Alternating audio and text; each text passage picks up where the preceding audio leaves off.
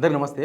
రేవంత్ రెడ్డి వాళ్ళ బ్రదర్ కొండలరెడ్డికి రైతుల భూమిని 5 ఎకరాల భూమి గవర్నమెంట్ రాసిచ్చేసింది. ఈ వార్త బయటకు వచ్చింది. ఇప్పటిదాకా ఎవ్వరు అంతా నక్కిండ్రు, ఎక్కడదక్కడ ఒక్కరు కూడా మాట్లాడతలేరు. మినిస్టర్స్ ఎట్లా మాట్లాడరు, మరి రేవంత్ రెడ్డి దానికి నీతిమంతులాగా మాట్లాడతాడు కదా, మరి బయటకు వచ్చి మాట్లాడాలి కదా. మొత్తం ఆధారాలతో సహా బయటకు వచ్చినాయి. రైతుల మీదకి బుల్డోజర్స్ ఎక్కించి ఆ భూమిని గుంజుకున్నది ప్రభుత్వం ఫ్యూచర్ సిటీ పేరుతోన. ఆ భూమిని ఊరు పేరు లేని కంపెనీ వాళ్ళ తమ్ముడు కొండలరెడ్డి కంపెనీ, అన్నీ ఉన్నాయి ప్రూఫ్స్, ఆయనకి ఇచ్చేసింది జస్ట్ 7 కోట్లకు. అదేదో మళ్ళీ 33 సంవత్సరాల లీజు తర్వాత మళ్ళీ గవర్నమెంట్కి అది కాదు, మొత్తం అమ్మేసింది, తెగనమ్మేసింది. దాదాపు 230 కోట్ల భూమి అంటది, 7 కోట్ల రూపాయలకి ఇచ్చేసింది. ఎవరిని జాగిరు, ఎవరికి మంచుతున్నారు, ఎవరి పాలైందిరో తెలంగాణ అనేటట్లే తయారైంది. ఇప్పుడు ముందు సబ్స్క్రైబ్ చేయండి, షేర్ కూడా చేయండి. మన రాష్ట్రంలో ఏడ చూసినా భూముల పంచాయతీ అవుతుంది. గవర్నమెంట్ భూములు గుంజుకుంటుంది.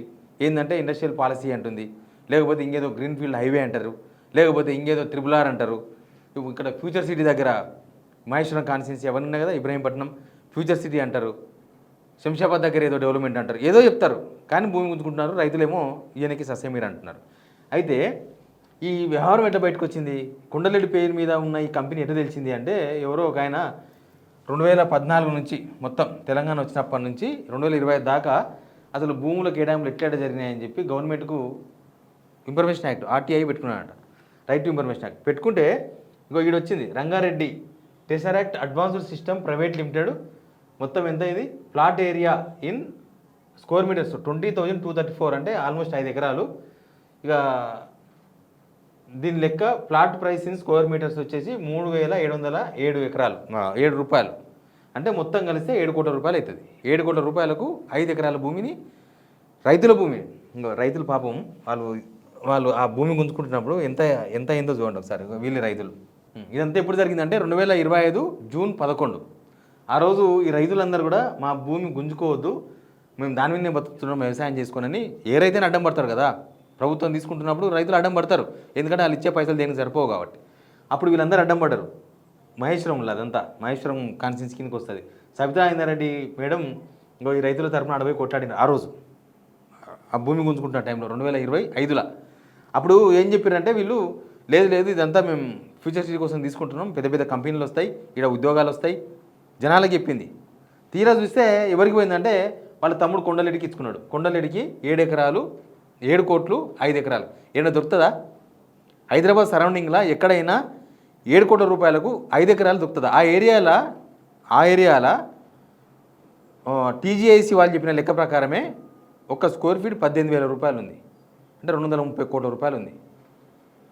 వాళ్ళు చెప్పిన లెక్క మొత్తం 5 ఎకరాలకు కలిసి 230 కోట్లు అవుతుంది.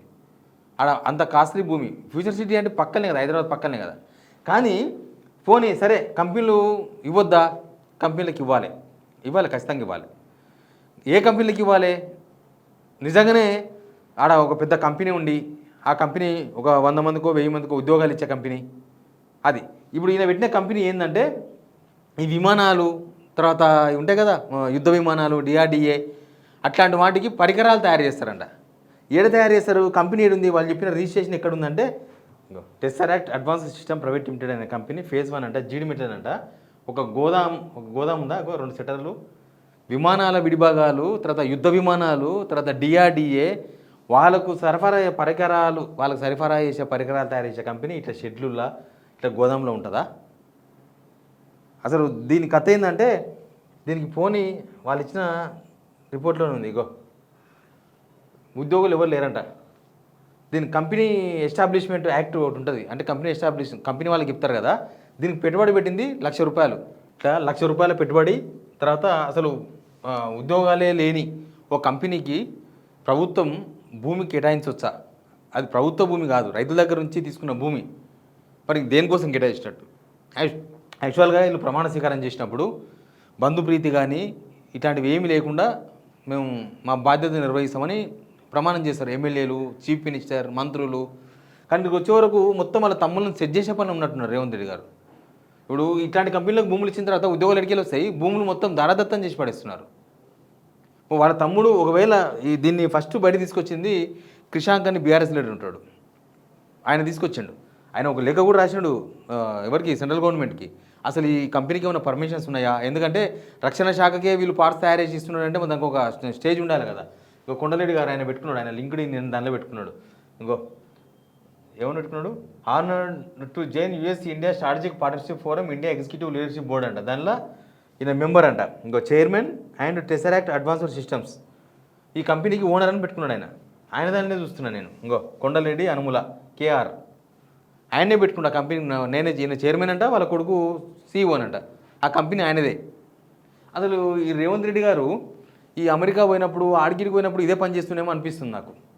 ఎందుకంటే లాస్ట్ టైం అమెరికా పోయినప్పుడు అక్కడ కొన్ని కంపెనీలతో దావోస్ అనుకుంటా, దావోస్ పోయినప్పుడు కొన్ని కంపెనీలతో అగ్రిమెంట్ చేసుకున్నామన్నారు.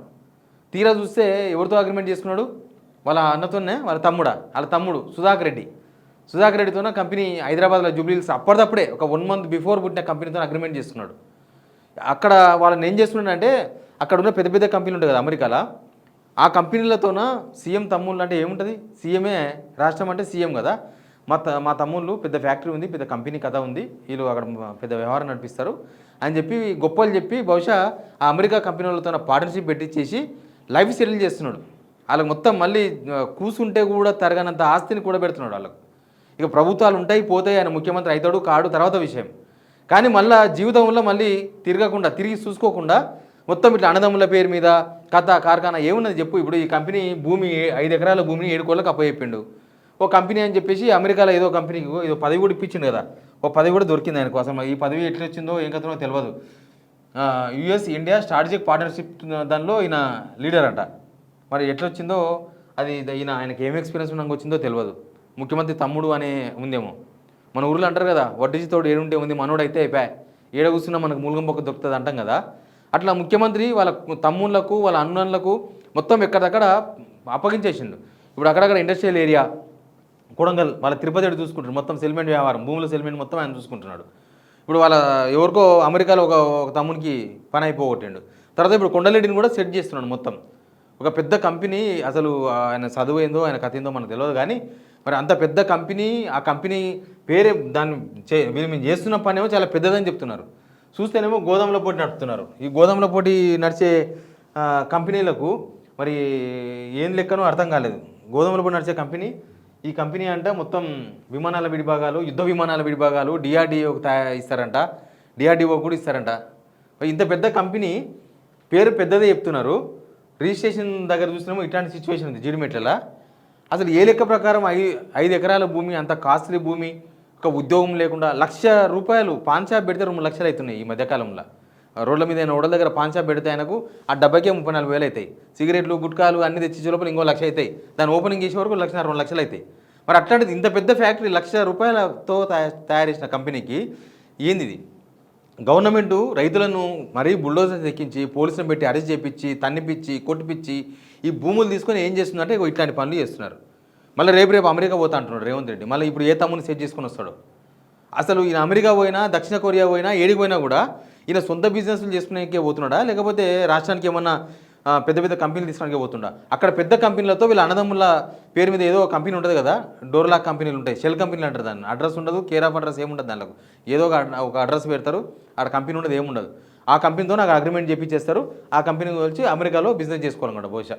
ఎనీవే వాళ్ళ తమ్ముళ్ళని యాక్చువల్గా ఆయన నిరుద్యోగులకు ఉద్యోగాలు ఇస్తాడు, వాళ్ళందరినీ జీవితంలో సెటిల్ చేస్తాడు, లేకపోతే తెలంగాణలో మార్పు తీసుకొచ్చి మొత్తం జీవితాల్లో మార్పు తీసుకొస్తాడు రేవంత్ రెడ్డి గారని అందరూ అనుకున్నారు. చూస్తే వాళ్ళ తమ్ముళ్ళ జీవితాల్లో మార్పు తీసుకొస్తున్నాడు. వాళ్ళందరినీ ఉత్తగ తిరిగేతలను పెద్ద పెద్ద కంపెనీ ప్రొఫైల్స్ పెట్టి ఆ కంపెనీలకు ఓనర్లను చేస్తున్నాడు. పెద్ద పెద్ద పెట్టుబడులు పెట్టించేసి అక్కడ అమెరికాలో ఉన్న కంపెనీలతో పార్ట్నర్షిప్ పెట్టించి అందరినీ లైఫ్ సెటిల్ చేస్తున్నాడు. దీని తర్వాత వాళ్ళు ఇంతవరకు స్పందించలేదు. ఇంత పెద్ద ఆరోపణ వాళ్ళ తమ్ముని మీద డైరెక్ట్ కొండలెడ్డి మీద ఆరోపణ వచ్చినప్పుడు గవర్నమెంట్ ఇప్పటిదాకా స్పందించలేదు. దానికి అర్థం ఏంది? ఇదంతా నిజమైన అర్థం చేసుకోవాలి. అంతకు మించే ఉంటుంది. ఈ ఆరోపణలు మొత్తం కూడా క్రిషాంక్ చేసిండు. క్రిషాంక్ చేసిన ఆరోపణకు గవర్నమెంట్ నుంచి సమాధానం లేదు. ఈ పేపర్స్ మొత్తం కూడా ప్రస్తుతం సోషల్ మీడియా తిరుగుతూ ఉన్నాయి. కానీ రేవంత్ రెడ్డి మాత్రం స్పందిస్తలేడు. బట్ తెలంగాణ ప్రజలు అర్థం చేసుకోవాలి. Please subscribe.